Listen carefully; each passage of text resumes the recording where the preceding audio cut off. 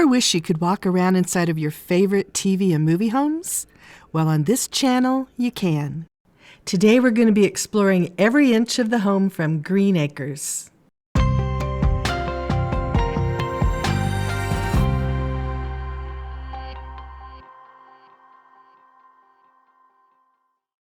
Hi, I'm Marina Coates. I have a degree in architecture and an obsession with set design. Welcome to Behind the Scenes, where we get up close and personal with all your favorite TV and movie homes. Today we'll be touring the home from Green Acres, including their living room, bedroom, bathroom, and kitchen, but with ceilings in all four walls like a real home. You'll get to see views even the actors themselves never got to see. Let's get started. To begin at the beginning, we need to start first with their penthouse. In the first season, we saw quite a bit of their fancy New York apartment, which is where they lived before Oliver followed his dream of moving to the country and becoming a farmer. Most of the furniture and artwork from their penthouse shows up later and out of place in their country home. Here are a few examples. You'll see more as we tour their farmhouse. Now, on to their Green Acres home. We'll begin with an overhead view to help us get our bearings. This is the entryway and the living room. This is their bedroom. Back here was the bathroom. And on this end was the kitchen. Behind that, the back porch. Since the home changed over the course of the series, I had to choose a season and stick with it. I chose season 2. The living room. The fireplace was here. The beautiful soft silver and gold cabinet from their penthouse was here. The sofa was here, and the coffee table here. Since they were downsizing from their spacious penthouse, they crammed as much furniture into every room as they possibly could. The living room was no exception. Precious artwork leans in piles against the walls, including what appears to be an original Mondrian, an artist often showcased or referenced on 60s TV shows. Now, how did I choose what to put on the fourth wall of their living room? The fourth wall of a TV home is the wall we never get to see because that's where the cameras and the studio audience were. In their living room, this is the wall that we never got to see. But there were major clues that helped me to figure out what exactly would be there. On the exterior of the home on this side, we see a bay window here. As I drew up the home, I realized that it ends up here on the fourth wall. So you'll see that as we tour the home today. We are also shown a window in this corner of the home. And in one episode, we see Ebb tear the wallpaper off of the wall in this corner, exposing this circus poster underneath. So I made sure to add that to this corner of the fourth wall. Scenes that took place in the living room. Lisa is appointed the head of the new Humane Society, and farm animals take over the living room. Lisa takes a night course in psychology, and the townspeople soon line up for appointments for therapy. And Lisa proudly presenting the pineapple cake disaster she made to the neighbors while celebrating Christmas at their home. We'll take a tour of just the living room now. Later on, you'll get to tour every room of the home.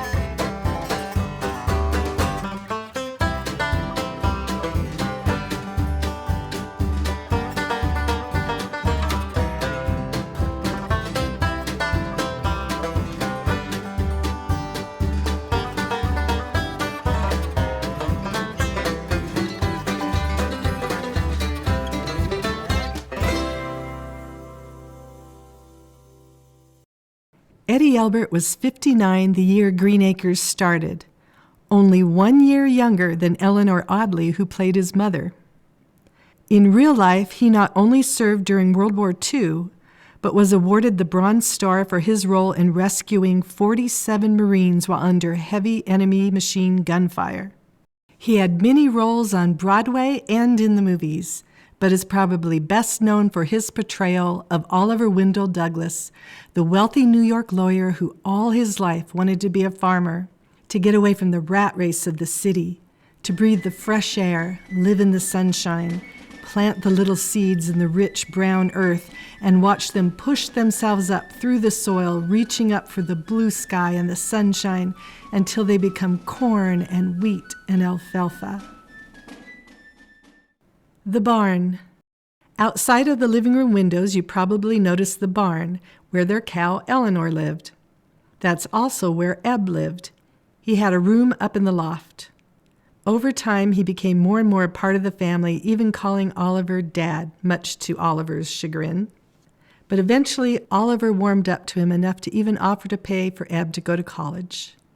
Audiences warmed up to Tom Lester's portrayal of Eb, too. What was originally meant to be a recurring small part turned into a regular character due to his popularity. Tom Lester was 27 years old when the show started. He beat out over 400 other actors vying for the role. So what made him stand out from the others? Well, he said he was the only one who knew how to milk a cow, having grown up on a farm in Mississippi. The bedroom. Lisa's makeup vanity was here. There was a tall dresser beside it. Their bed was here, with the TV at the foot of their bed, here. The semblance of a fireplace was in this corner, compliments of the Monroe brothers. Next to that was the window with a telephone pole directly outside of it. That was, of course, the telephone pole they had to climb to use their phone. The closet was here with that door that inevitably flew off the rails. Next to that, in the corner, we see another tall dresser. For the fourth wall, I decided to give Lisa another closet for all of her clothes. Then I took furniture that we previously saw in their penthouse and placed it along that wall.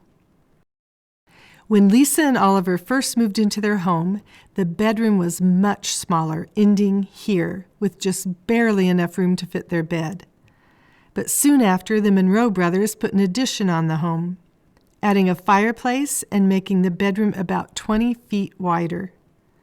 However, even with these major changes, the exterior of the home miraculously still looks the same, when in actuality, the home would now extend out well past this point.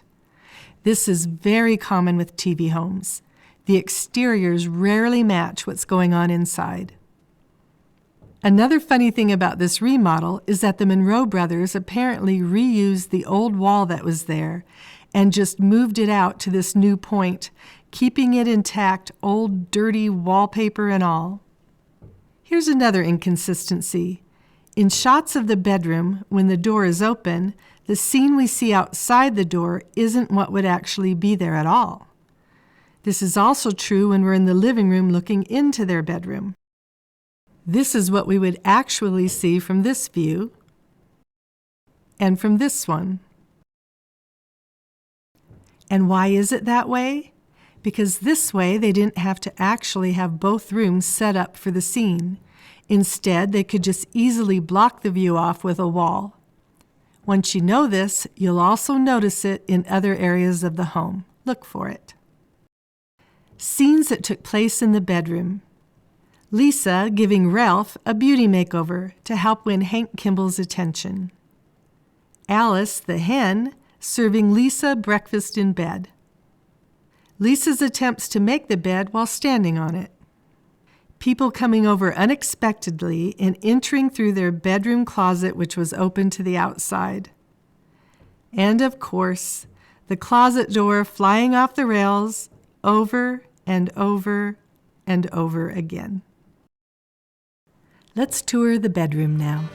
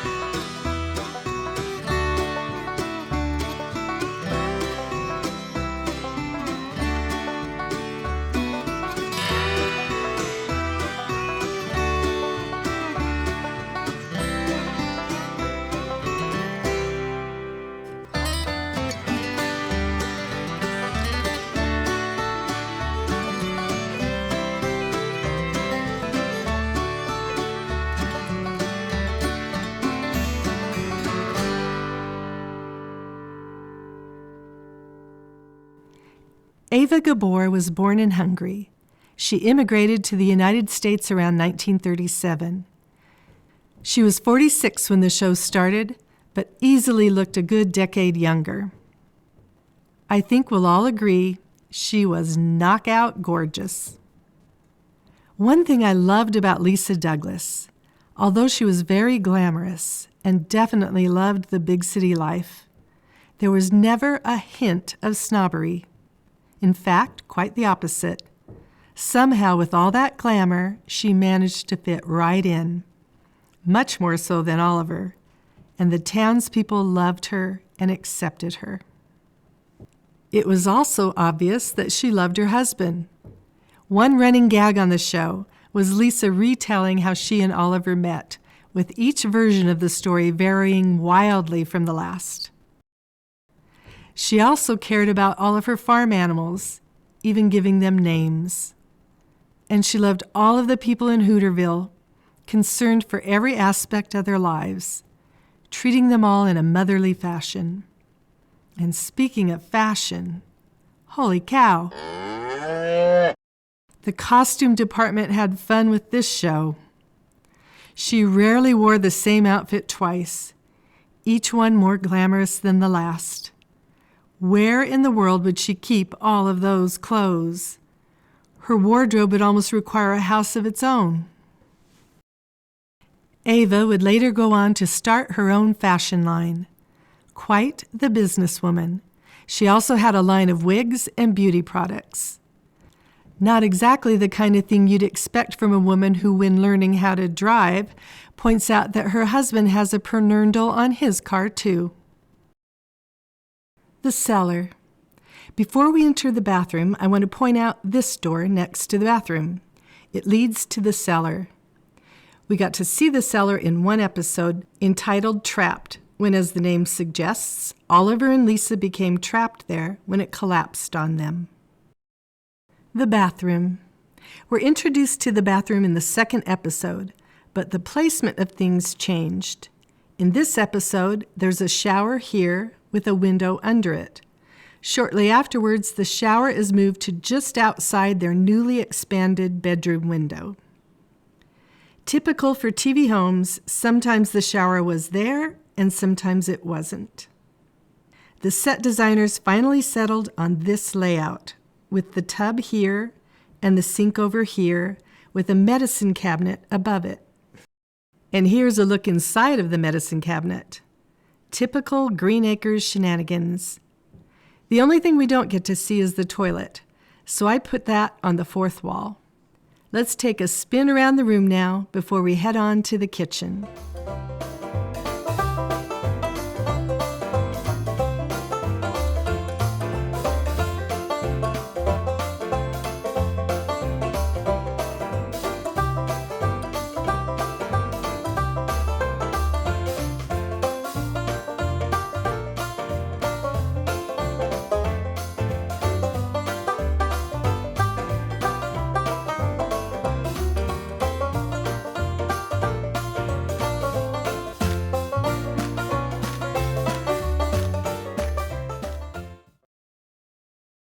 The exterior.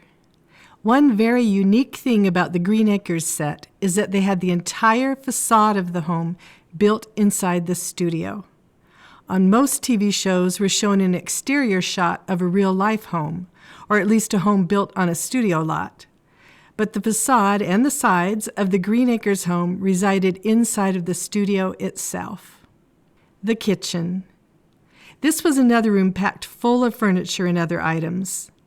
The fridge was here. The wood-burning stove was here. Beside that was the washer. Next to that was the dishwasher. The electrical panel with all of the wires was here, with assigned numbers representing how much electricity they used, which required a little math so the sum wouldn't get too high and blow a fuse. Remember, you could do a 3 and a 5, but not a 4 and a 6. Lisa had mastered the electrical math, but Oliver was always baffled by it. On this wall was the electric stove, but Lisa always seemed to prefer the wood-burning stove. On this wall was the sink. and in the center of the kitchen was the table from their penthouse. I've often wondered what exactly Oliver and Eb ate to sustain themselves for a day's work on the farm. They almost always skipped breakfast, and for good reason. Scenes that took place in the kitchen. Some wild things did take place in this room, like the time they were held hostage by some outlaws in the area. But mostly we remember the kitchen best for the unfathomable meals that came out of it, such as Lisa's hot cakes, her coffee, her unique spaghetti and meatball. Even square eggs showed up in the kitchen at one point. And who can forget Lisa chucking a load of dirty dishes out the window rather than washing them? I think we've all considered doing that at times, haven't we? Figuring out the fourth wall was easy, since we actually got to see it at one point.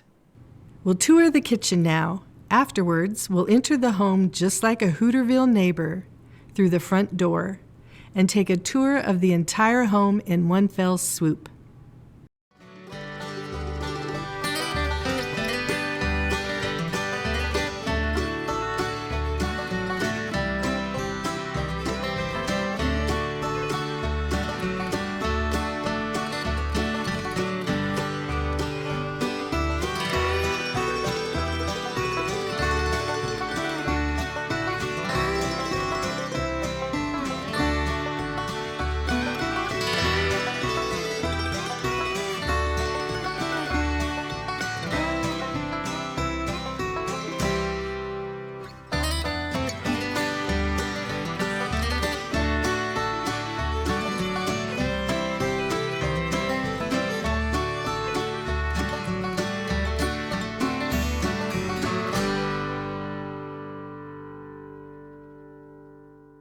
When I started this home, one thing that excited me was to show you what it would look like all fixed up.